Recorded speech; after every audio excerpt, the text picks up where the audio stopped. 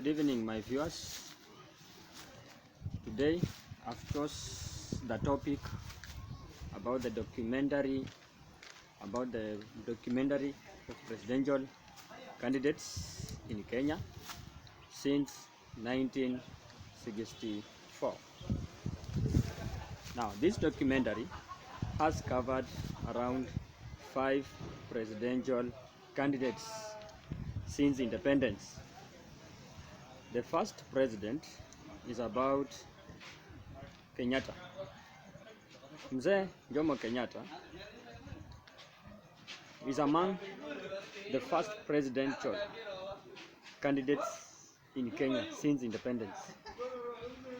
This president has been doing not well in terms of expectation of the Kenyans since that time. Now, when you look at the regime of this president, we look at in 1964 when he took the presidential seat, Kenyans were at a high expectation.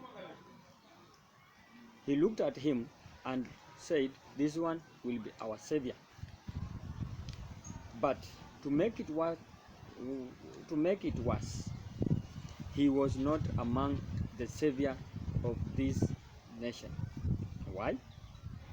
Now, before I give you the reasons why Mzee Jomo Kenyatta was not the savior of the Kenyans, please, for the first viewers, click the subscribe button so that when we are producing a video like this, the YouTube channel first notifies you so that you can watch our videos. Now, I don't know where you are if it is raining, because where I am here, it is not raining. The sky is clear. As you can see, I've decided to take a place where it is very much green, as you can see, so that you look at it in a different way. Now, Mzee Jomo Kenyatta, during his regime, there was no freedom of expression, freedom of worship, and even freedom of going to school. That was most important freedoms that Kenyans expected. And the others, Mzee Jomo Kenyatta decided to insult, dictate, and even decided to assassinate some of the leaders, including Tom Mboya, Biogama, and others. Now, during this time, people were fearing too much for the government, unlike nowadays. There was a lot of abuse of power during his regime, and even some of his families, including the wife and even the mother of Uhuru Kenyatta, decided to go into trade unions, even to trade the animals, rhino, and others. We can't tell too much or many disadvantages of this, but what we can say is this regime was not good. When he died in 1978, the second president, Moi, took over. Now, from Moi, the Kenyans were high expectation that now this one will save the nation, because the first president, he has not saved this. So when Moi took over, people were expecting too much from him. Now, Moi started as the diehard of the Kenyans. Why? Because he decided to contribute too much. He decided to assist the church. He decided even to assist the schools, build schools, and so many other things. That's why he came into deep heart of the Kenyans.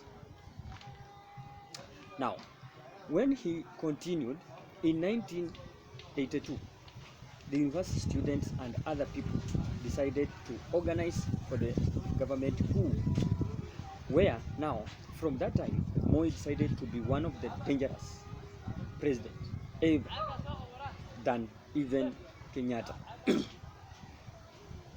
Now, during this time, even he decided that now no one apart from his tribe will be in the government of his. Even when you look at all the government servants, the civil servants, the ministers, and the others, he only chose out of his tribe. And this was disadvantage to other tribes. During this time, many soldiers died because of the coup that were there. Even he practiced nepotism, as I've said earlier, due to what happened in 1982. Then, although he ruled for 24 years, he died in 2020. That's what 2020, I mean. Now, during his regime of Moi, people lived in fear because he was a dictator, one.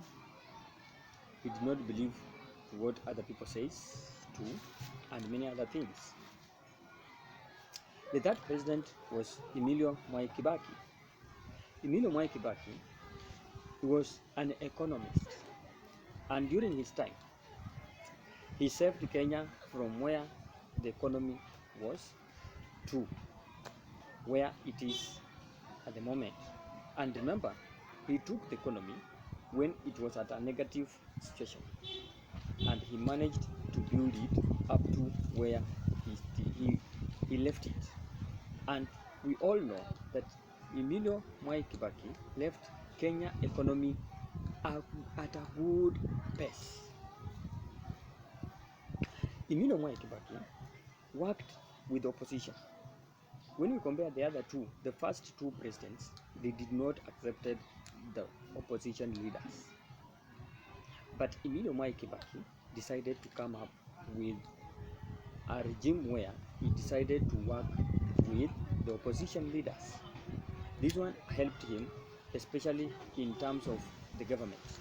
So he decided to work with opposition so that he managed and controls the efficiency of the government, and that one was good for him. He also worked with the other leaders who even did not support them. You see, that one was a credit for him. In 2007, where we all know what happened, Emilio Mwai Kibaki decided to collide or to collude and work together with Raila Amolo Odinga. At the same time, the Kenyans failed better even during the regime of Emilio Mwai Kibaki than the first two presidents. In the regime of Uhuru Muigai Kenyatta, he was the deputy prime minister. You remember during 2007. He also, people remember that he went to Hague because of what he did. He was named in Hague because of the defaults of the government regime and what happens because the people accused him as being the leader of Mungiki. Then Kenyatta also faced nullification of the second term. This made him even tougher than the other time.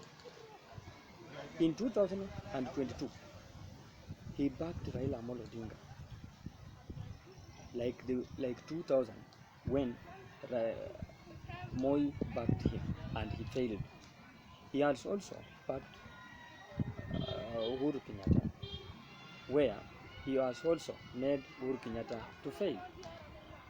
This one makes him also to make the Kenyans, like for example, he makes the Kenyans to feel like when you are backed by the president, the sitting president, automatically you can't win. So this one makes him that you cannot win when you are backed by the president. Now, look at the Ruto now, the fifth president who is now sitting on 13th September 2022. He is now taking over to the government which has failed everything. The economy is dying. Everything is at neck of the Kenyans. So we want to see, because first he has also said he will not work with opposition. He has already interfered with the media. He has also threatened most members. Now we want to see how is he going to work with this government that has already failed and is not working out well. So as I said, for the first viewers, please subscribe, follow us, so that when we produce a video like this, you will be first watching. Thank you, and God help Kenya.